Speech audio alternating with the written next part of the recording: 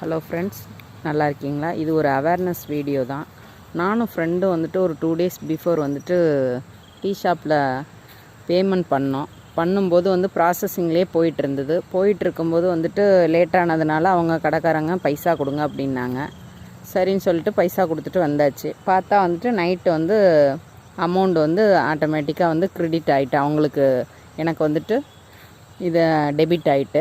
சரின்னு சொல்லிவிட்டு சரி கேட்கலாம், தெரிஞ்ச கடை தானே அப்படின்னு சொல்லிவிட்டு இன்றைக்கி போயிட்டு 2 days ஆகிடுச்சு. இருந்தாலும் கேட்கணும்ல, சும்மா விடக்கூடாதுல்ல. அப்போ தானே அவங்களுக்கும் தெரியும் இது மாதிரி மிஸ்டேக் நடக்கக்கூடாதுன்னு தான் இன்றைக்கி போயிட்டு கேட்டோம். கேட்டதுக்கு அவங்க என்ன சொன்னாங்க அப்படின்னா, இது எங்களோட ஸ்கேனர் மிஷினே கிடையாது, பக்கத்து மளிகை கடையோடது அப்படின்னாங்க. நாங்கள் வந்துட்டு என்னென்னா, மளிகை கடையோடது அப்புறம் ஏன் நீங்கள் வாங்கி வச்சுருக்கீங்க, அதுவும் பெரிய காப்பி பார் தான், அதனால் வந்துட்டு அந்த ஸ்கேனரை தூக்கி வீசிருங்க அப்படின்னு சொல்லிட்டு வந்துட்டோம். இது மாதிரி உங்களுக்கும் நடந்திருக்கா? இது கேட்டது தப்பா? நாங்கள் கேட்காமல் இருக்கக்கூடாது. 40 ரூபாங்கிறது அவங்களுக்கு ஒரு சின்ன காசாக இருக்கலாம், எங்களுக்கு பெரிய காசுன்னு தான் நாங்கள் சொல்லிட்டு தான் வந்தோம், ஃப்ரெண்டு நானும். நாங்கள் கூட பரவாயில்ல விடு அப்படின்னதுக்கு இல்லை கேட்கணும் அப்படின்னு சொல்லி, இல்லை ஒரு கெயிண்டாக கூட சொல்லலை.